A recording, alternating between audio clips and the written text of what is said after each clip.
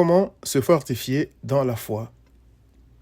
À Jérusalem, les apôtres ont décidé qu'étant donné que le salut du pécheur ne vient pas de ce qu'il fait ou ne fait pas, mais de la parfaite obéissance et du sang de Christ, il ne fallait rien imposer aux croyants à part ce qui était nécessaire à la communion fraternelle entre les croyants juifs et non-juifs. Acte 15. C'est Christ qui sauve et transforme le pécheur afin qu'il porte des fruits à la gloire de Dieu. En poursuivant ma méditation dans Acte 16, je me suis rendu compte que l'enseignement de cette vérité cruciale, c'est-à-dire le salut par la foi en Christ sans aucune autre condition à remplir, profitait à l'Église d'au moins deux façons. Il est écrit: en passant par les villes, il, c'est-à-dire Paul et ses compagnons, recommandaient aux frères d'observer les décisions des apôtres et des anciens de Jérusalem.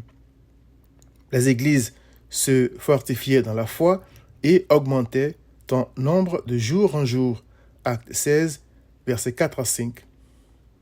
Premièrement donc, le message du salut par la foi et non la foi plus l'obéissance du pécheur, produit de la foi, fortifiait la foi des croyants en Christ.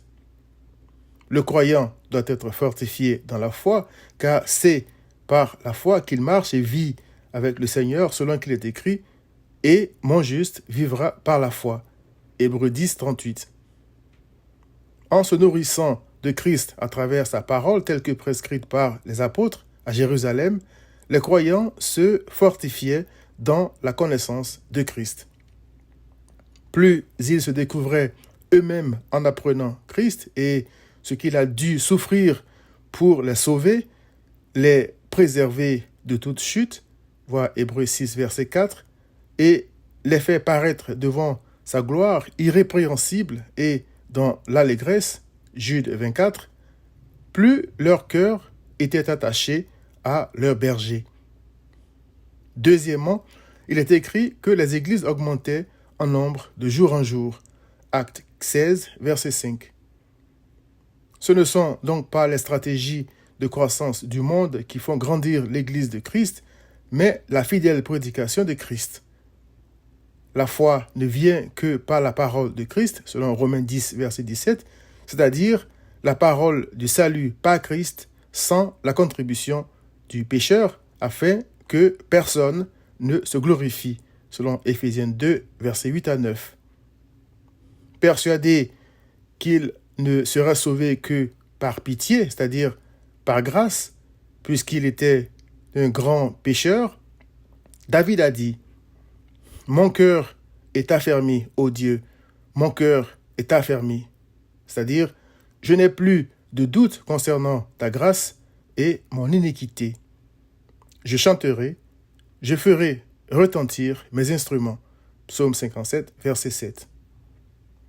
Christ, la grâce de Dieu, ayant tout accompli pour me sauver, il ne me reste plus qu'à me réjouir en lui, comme David. Cher ami, Christ, la sagesse de Dieu, a dit: « La sagesse a bâti sa maison, elle a taillé ses 7 colonnes, elle a égorgé ses victimes, mêlé son vin et dressé sa table.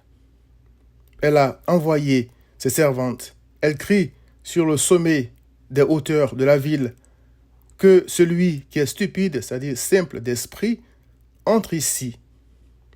Elle dit à ceux qui sont dépourvus de sens, c'est-à-dire et qui veulent en avoir, venez, mangez de mon pain et buvez du vin que j'ai mêlé.